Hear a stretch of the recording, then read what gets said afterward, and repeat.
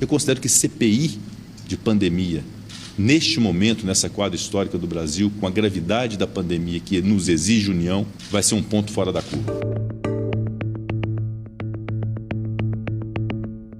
Eu poderia ter entendido que Sua Excelência teria vindo de uma viagem a Marte. E verifiquei que ele era ministro da Justiça, até recentemente.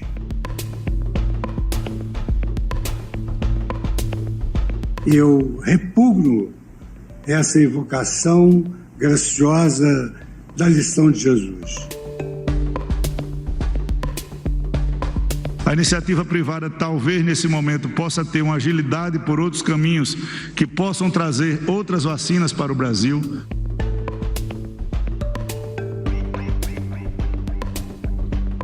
Na noite de ontem, o ministro do Supremo Tribunal Federal, Luiz Roberto Barroso, soltou uma bomba em Brasília.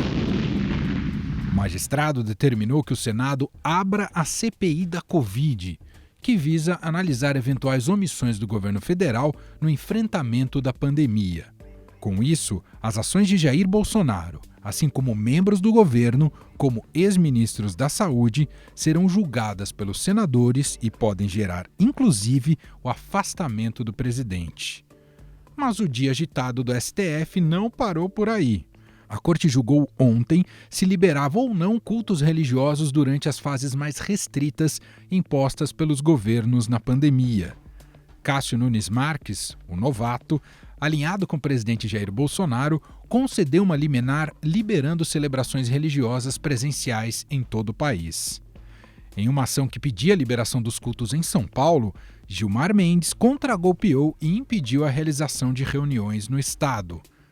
A insegurança jurídica criada pelas decisões divergentes só foi sanada pelo plenário do STF, quando decidiu que estados e municípios podem decretar o fechamento temporário de igrejas e templos religiosos na pandemia.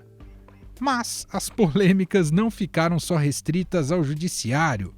A Câmara dos Deputados aprovou um projeto que autoriza a iniciativa privada a comprar vacinas e utilizá-las da maneira que bem entender.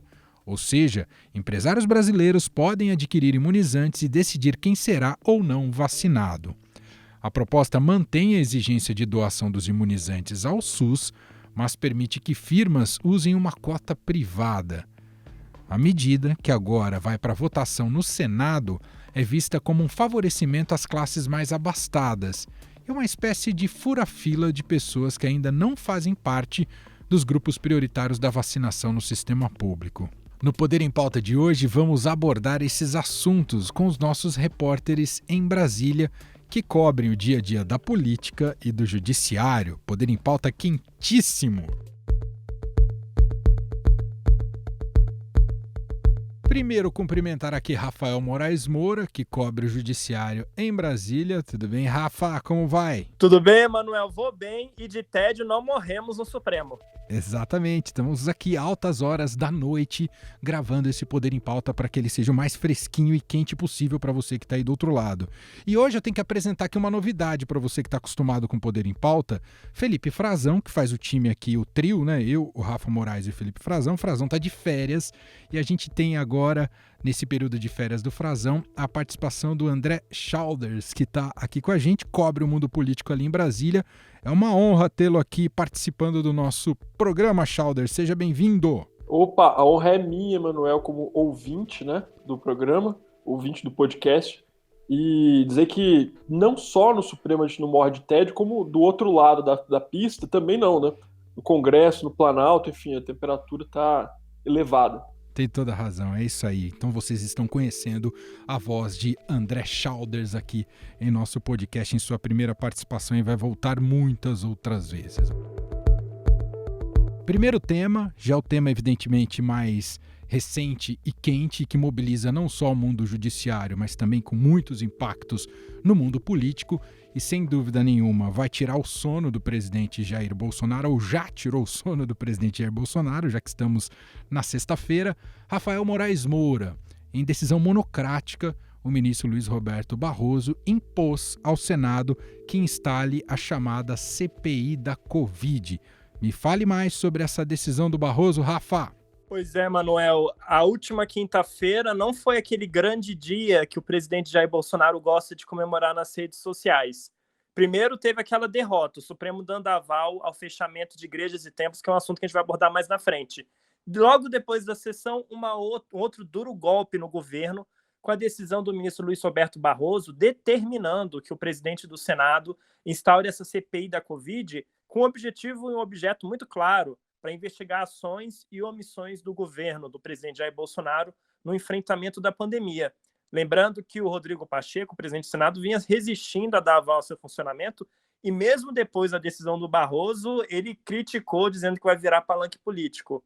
O curioso dessa decisão, Emanuel, é que a CPI pode tomar uma série de medidas, como, por exemplo, quebrar sigilo telefônico e bancário, convocar depoimentos, indiciar culpados e até encaminhar pedido de abertura de inquérito para o Ministério Público. E um bastidor que a Eliane Cantanhede, minha colega, e eu apuramos, é de que o Barroso ele conversou com o Pacheco antes dessa decisão, num sinal de cortesia, e aquele assim meio heads up, sabe aquela coisa assim, olha, estou perto de decidir, mas se você quiser resolver daí, e o Pacheco foi irredutível. Ele acha ainda que a CPI vai agravar esse momento que a gente está vivendo, pode ser um caos, e deixou para o Supremo decidir. Há hoje no Brasil a necessidade de um juízo de conveniência e de oportunidade sobre CPI. É evidente que há esse juízo de oportunidade. Então, o que vai acontecer agora é que o Senado vai ter que cumprir essa decisão, que ainda vai ser submetida ao plenário virtual da Corte. E Chalders, o Rafa falou do Pacheco, do Rodrigo Pacheco, que vinha catimbando em relação a essa CPI. Apesar das assinaturas, não tinha aberto efetivamente a comissão. Agora será obrigado via STF. Ele reclamou, mas vai ter que abrir, né, Chalders? Pois é, reclamou, falou que exatamente é uma forma de piorar, de agravar a situação da pandemia. Eu considero que CPI de pandemia, neste momento, nessa quadra histórica do Brasil, com a gravidade da pandemia que nos exige união, vai ser um ponto fora da curva. E para além de um ponto fora da curva, pode ser o coroamento do insucesso nacional do enfrentamento à pandemia. Mas diz que vai cumprir, né, vai trabalhar para garantir que a CPI funcione sem pôr em risco ali os senadores e os próprios servidores do Senado também. Segundo ele, a CPI tem que ser presencial, né, diferente dos outros colegiados do Senado que não estão funcionando, as outras comissões que não estão funcionando presencialmente. A CPI, segundo o Rodrigo Pacheco disse agora à noite, ela precisa funcionar de forma presencial para garantir algumas coisas ali, como, por exemplo, a incomunicabilidade das testemunhas que vão ser ouvidas, né? E alguns outros pontos do procedimento da CPI. Ela tem que ser presencial, diz que vai trabalhar para garantir que ela seja feita da forma mais segura possível. Reclamou, mas não regateou de cumprir a decisão. Vai cumprir, então, a decisão do Barroso de instalar a CPI. Lembrando que o Senado já perdeu, né, 3 senadores aí para a doença até o momento, né? Ô, Rafa, você falou de plenário virtual. O que significa isso exatamente, Rafa? O plenário virtual, Emanuel, é aquela coisa meio Black Mirror. Você tem tipo um chat do UOL, ou antigo Messenger, em que os ministros vão ali dar um clique. Então, assim, não tem troca de ideias, não é a sessão por videoconferência, é realmente um link em que eles depositam seus votos e eles afirmam se concordam ou não com o relator. Ele virou um atalho para o Supremo fugir de decisões polêmicas nas sessões da TV Justiça e botar ali no plenário virtual, longe dos olhos da opinião pública, e também até para acelerar algumas questões, porque a gente sabe que a pauta do Supremo, do plenário, está abarrotada. Lembrando que semana que vem a gente tem um julgamento, por exemplo, daquela decisão do ministro Fachin, que tornou o ex-presidente Lula elegível. E tem um julgamento das patentes, ou seja, o Supremo semana que vem está congestionado. Então o Barroso botou no plenário virtual, e eu vou trazer agora um bastidor da corte. Eu conversei com o ministro do Supremo que concorda com a decisão do Barroso, diz que a Constituição é muito clara de que quando tem um número mínimo de assinaturas, o passo seguinte é a abertura da comissão parlamentar de inquérito, até mesmo para você permitir o aprofundamento das investigações. O Barroso está muito confiante, Manuel, de que vai conseguir manter essa liminar em vigor. E o curioso é que a gente fica até espantado, né, quando vem uma autoridade como o Pacheco e diz que vai cumprir uma decisão monocrática, né? Então, antes mesmo do caso ser analisado pelos 11 ministros, o Pacheco já disse que vai instaurar a CPI. O Chalders, e até antes da gente fechar esse primeiro assunto aqui da nossa conversa, Queria que você falasse sobre esse aspecto, né? Eu citei aqui no começo o tirar o sono do Bolsonaro. O quanto pode ser explosivo para o Planalto essa CPI, lembrando que tem aquela máxima em Brasília que você conhece muito bem, de uma CPI, a gente sabe como começa, mas nunca sabe como ela termina. Exato, Manuel. A gente tem essa questão que é o cenário do pesadelo, né, do Palácio do Planalto, a instalação da CPI nesse momento, né? Então, o fato determinado que vai ser apurado é a crise da falta de oxigênio hospitalar em Manaus. Esse é o fato determinado que é mencionado no pedido de instalação da CPI. Agora, eu conversei com o Alessandro Vieira, que é o líder do Cidadania, né, no Senado, e o autor do pedido. O Alessandro Vieira estava dizendo agora que outras coisas podem entrar, sim, no escopo da apuração dessa CPI. Então, desde a compra de medicamentos sem eficácia comprovada, até, enfim, todo tipo de problema aí na vacinação, lentidão na compra de vacinas, tudo isso pode entrar no escopo, sim, da apuração dessa CPI. A gente tentou contato na noite de hoje com o ex-ministro Pazuello, né, Eduardo Pazuello, que foi ministro da Saúde durante boa parte do tempo aqui da pandemia, mas ele não conseguimos contato com ele, né? Mas de toda forma, imagino-se que ele seja exatamente uma das primeiras, uma das pessoas mais importantes a serem ouvidas aí. Não, e lembrando também que a gente estava falando do plenário virtual e da relação Supremo, Palácio do Planalto, uma relação bem conflituosa, né, Manuel? Além desse plenário virtual julgando a decisão do Barroso, que mandou abrir a CPI da Covid, CPI da pandemia, no mesmo dia 16 de abril, um outro assunto super espinhoso para o Bolsonaro, super importante, vai ser também retomado nesse mesmo plenário virtual, que é o julgamento daqueles decretos editados pelo presidente Bolsonaro que flexibilizavam o porte de armas. O processo tinha sido interrompido, a análise dele no plenário virtual, e agora a ministra Rosa Weber devolveu à vista. Aquela discussão, Emanuel, sobre zerar a alíquota de importação desses produtos, ou seja, o Supremo não adianta, como ele não foge do vespeiro, ele se mete no vespeiro e vai ter que se posicionar novamente.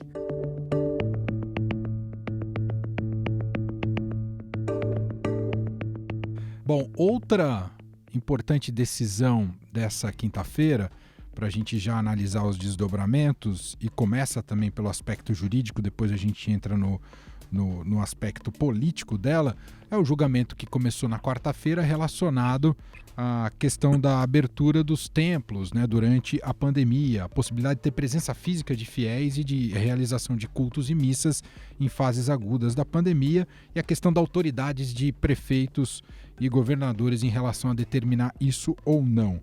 Foi uma goleada, né, podemos dizer assim, né, Rafa Moraes? A gente já sabia do voto do Cássio Nunes Marques, né, que votaria a favor da abertura, mas me estranhou ali o voto do Dias Toffoli. Não sei se você pode me explicar o que aconteceu. Terminou 9-2, né, Rafa? Um voto que durou menos de 5 segundos, porque o Toffoli se limitou a dizer que acompanhava o relator. Ele não entrou com nenhum argumento, não fez nenhuma observação. Eu peço vênia ao relator e aos que o acompanharam para acompanhar o voto divergente do ministro Cássio Nunes Marques. É como voto. E lembrando que ele é um ministro muito próximo do presidente Jair Bolsonaro, integra uma ala, se a gente for falar bem assim, uma ala governista do Supremo, como algumas pessoas apontam.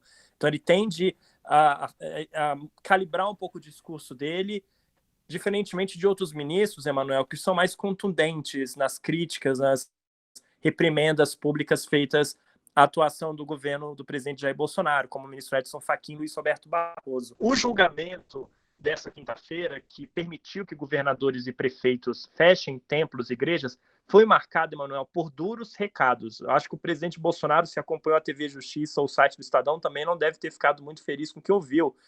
Teve, por exemplo, a ministra Carmen Lúcia dizendo que a situação é gravíssima, alarmante e que faltam soluções administrativas. Não há controle abstrato preventivo no Brasil. O ministro Edson Fachin, que se tornou uma das principais vozes de oposição ao bolsonarismo dentro do Supremo, disse que inconstitucional é não promover meios para que as pessoas fiquem em casa, é recusar as vacinas que teriam evitado o colapso. Um recado, Emanuel, claríssimo. Chegamos a 336.947 vítimas da pandemia. A gente já tinha dado no Supremo que o plenário ia ficar do lado do Gilmar. mantendo aquele entendimento de que estados e municípios têm autonomia, sim, para decretar medidas de isolamento social. Para os ministros, quando essas decisões, esses decretos de governadores e prefeitos, como teve o de São Paulo, né, do governador João Dória, que foi justamente o decreto contestado no Supremo, essas medidas não violam a liberdade religiosa, porque na avaliação dos ministros não está sendo desrespeitada a Constituição, pelo contrário, está sendo feito um esforço monumental para preservar vidas e evitar a propagação do coronavírus nesse cenário dramático que a gente vive, Manuel. Trata-se, portanto, de ciência e não de ideologia.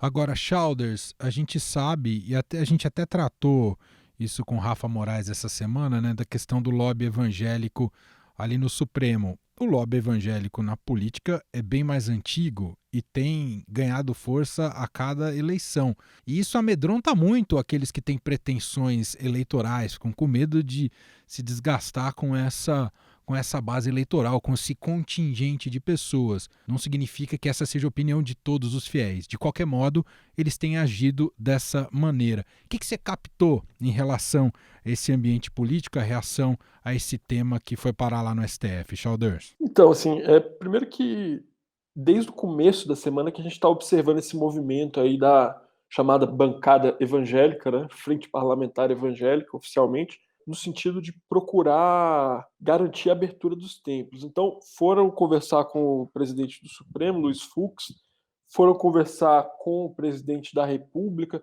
chegou-se a falar até da possível edição de uma medida provisória, veja só, para poder garantir a abertura dos templos, né? O descontentamento com a decisão do Supremo, o conformismo com a decisão do Supremo é profundo entre os líderes das denominações, os principais líderes das denominações evangélicas. Eu falei hoje com o pastor Silas Malafaia, da Assembleia de Deus, do Vitória em Cristo, e ele insistiu que o direito que está na Constituição, né, o direito ao livre exercício dos cultos religiosos que está lá na Constituição, significaria para ele que os templos têm que ser mantidos abertos durante a pandemia. Quem deu legalidade ao Supremo para mudar a cláusula pétrea? Lugar de culto é inviolável e acabou. Reclamou muito da fala do ministro Gilmar Mendes ontem, né? Usou, inclusive, termos bem pesados para se referir à fala do ministro Gilmar Mendes. Essa palhaçada, dá até vontade de vomitar, de ver as bobagens que Gilmar Mendes falou. E, enfim, é isso. Assim, a gente também notou que dos pré-candidatos, postulantes aí para 2022, nenhum deles, Manuel, até o momento, mencionou essa questão, né? Nenhum deles puxou essa polêmica justamente para tentar não se desgastar aí com esse segmento que já perfaz uns 30% do eleitorado. Agora, fechando esse assunto, Rafa, ficou mal mais uma vez para o novato no Supremo, o Cássio Conká, né, Rafa? Exatamente. Foi novamente enquadrado pelos colegas com um placar que é uma goleada elástica, né, de 9-2. Lembrando que o ministro Cássio é a única indicação até agora no Supremo Tribunal Federal feita pelo presidente Jair Bolsonaro. Ele deu um voto, Emanuel, muito alinhado, muito afinado com os interesses do presidente Jair Bolsonaro, dizendo que o confinamento é importante, mas também pode matar se não houver um alento espiritual. O espírito humano não se resume à ciência. A poesia, a música, o teatro, as artes, a religião são formas apreciáveis de resposta do espírito humano às perplexidades da vida e da morte, da ordem e do caos. E também disse que se o cidadão brasileiro quiser ir a seu templo, igreja, estabelecimento, rezar, pedir saúde, ele também tem direito a isso. Só que o que prevaleceu foi o recado do ministro Marco Aurélio Mello. Quer rezar? Reze em casa. Não, eu ia comentar, Rafa, sobre essa fala do ministro Nunes Marques, né? Que me chamou a atenção. Eu fiquei acompanhando remotamente a sessão do Supremo. Chamou a atenção como esse argumento do Nunes Marques é parecido com uma coisa que o Silas Malafaia falou mais cedo, né? Ele disse assim, que os templos, eu vou só ler um trechinho aqui da minha conversa com ele. Ele falou assim, é terapêutico, eu sou psicólogo, ele realmente é formado em psicologia. Uma das coisas mais importantes dessa pandemia chama-se o sistema de defesa imunológico, o pânico, o medo, tudo isso destrói a imunidade. Então, a fé aumenta as defesas imunológicas da pessoa. É um remédio que a medicina não tem. Nosso último assunto é o projeto de lei chamado de PL das vacinas, né? A iniciativa, ou melhor, né, é o Congresso Nacional avalizando a possibilidade da iniciativa privada adquirir vacinas, mas tem uma apuração importante nessa semana do Estadão que mostra que as principais fabricantes de vacinas nesse momento da pandemia e vacinas contra a Covid-19 não pretendem negociar com esses empresários e apenas com o poder público, e no caso brasileiro com o Ministério da Saúde. Mas, Childers, isso mobilizou bastante, tem movimentado muito o Congresso Nacional, está aprovado aí na Câmara dos Deputados e vai para o Senado. O que a gente pode esperar desse tema lá no Senado, hein, Childers? Então, Emanuel, hoje a gente teve uma reunião de líderes do Senado, né, e eles decidiram não dar sequência, pelo menos por agora, nesse projeto da vacinação privada. Então, a gente deve ter algumas semanas aí de interregno, né, de intervalo, até que esse tema volte a ser discutido. E eu acho que vale a pena a gente chamar a atenção para algumas particularidades desse projeto. Primeiro, assim, ele tem um ponto muito importante, que ele modifica a lei, né, a lei que está em vigor, que é de 10 de março, ou seja, uma lei que foi aprovada há menos de um mês atrás, foi sancionada pelo presidente Bolsonaro há menos de um mês. Então, esse projeto que está agora em discussão lá no Congresso, ele libera a compra de vacinas que sejam autorizadas por agências estrangeiras reconhecidas pela OMS, pela Organização Mundial de Saúde. Só que não diz qual agência é essa, né? Então pode ser de qualquer país, pode ser da Bolívia, da Índia, de qualquer lugar, assim, com todo respeito à Bolívia e à Índia, obviamente. Enfim, então se, por exemplo, um empresário brasileiro quiser comprar uma vacina da Bharat Biotech, né, que é um laboratório indiano, que, enfim, teve um pedido de registro de vacina recusado pela Anvisa, em tese ele poderia comprar essa vacina e distribuir para os seus funcionários. Não há conflito de interesse. O Ministério já tem contratualizados mais de 500 milhões de doses.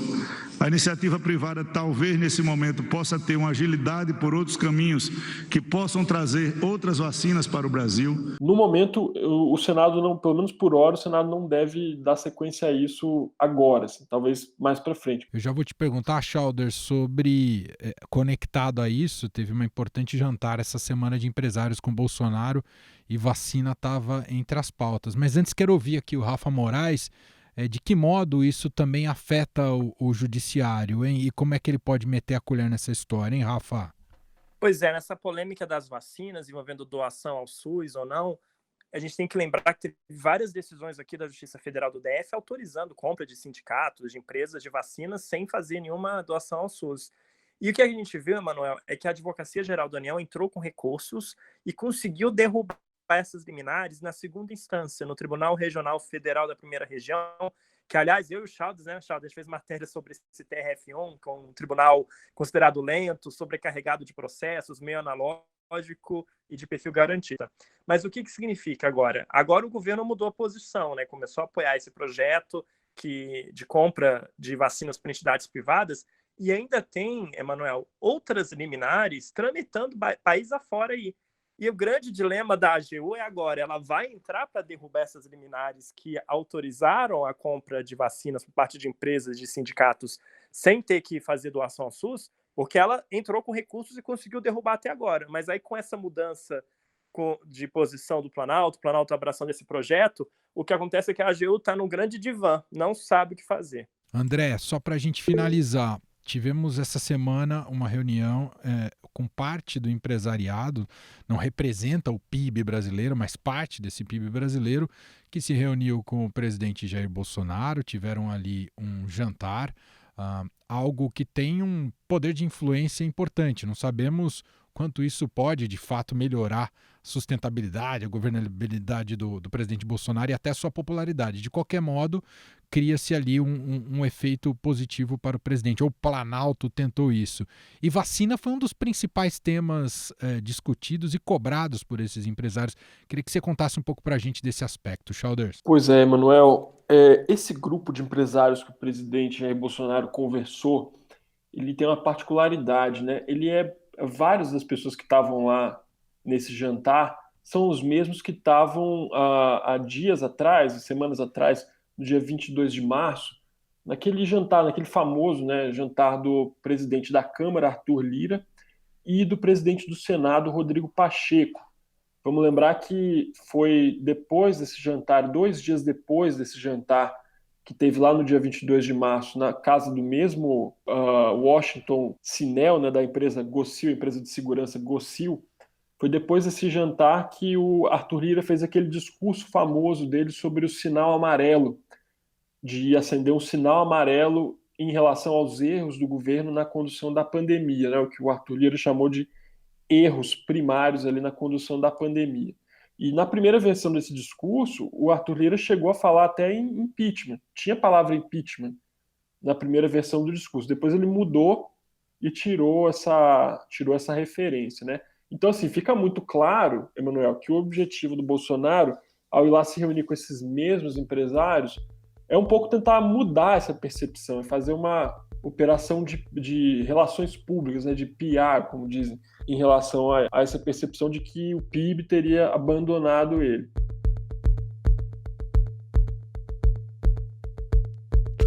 Assim a gente fecha os assuntos quentes da semana e das últimas horas aqui para esse Poder em Pauta, nesse papo com o Rafael Moraes Moura e o André Schauders. Mas claro, você que está aí preocupado, antes de concluir, sempre tem aquela recomendação cultural, especialmente audiovisual, que vem de Rafael Moraes Moura, que sempre prepara com muito carinho para a gente.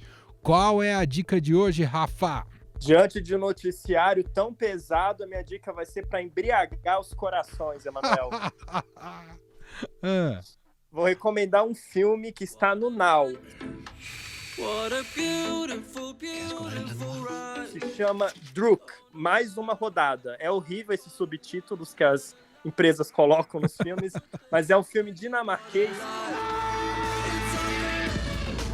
Olha a surpresa, ele concorre ao Oscar de melhor filme internacional e é o favorito a ganhar a estatueta, mas ele foi indicado a melhor diretor, Thomas Vinterberg, que é um dos principais expoentes daquele movimento Dogma 95, que mudou um pouco a forma de fazer cinema na década retrasada.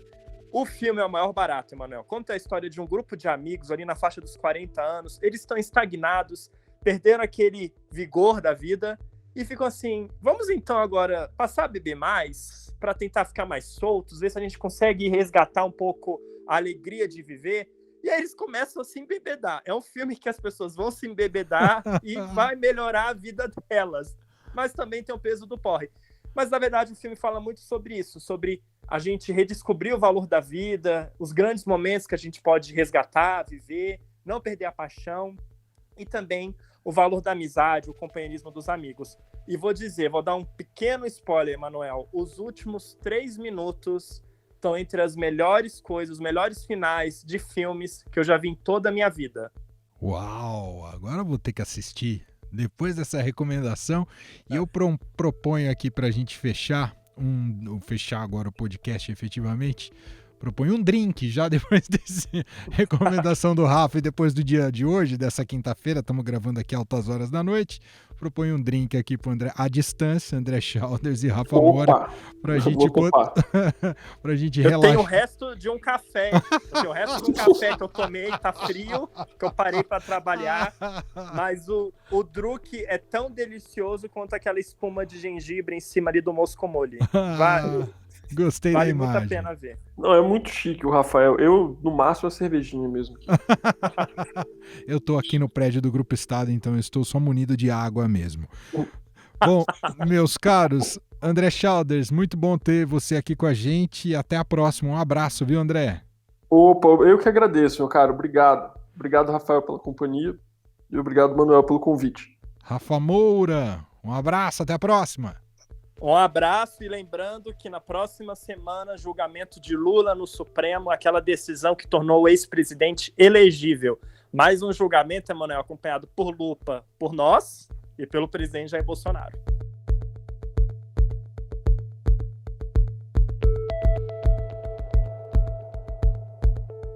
E este foi o Estadão Notícias de hoje, sexta-feira, dia 9 de abril de 2021. A apresentação foi minha, Emanuel Bonfim. Na produção e edição, Gustavo Lopes. A montagem é de Moacir Biasi, o nosso diretor de jornalismo, João Fábio Caminoto. Escreva pra gente, podcast@estadão.com. Um abraço para você, um excelente fim de semana e até mais.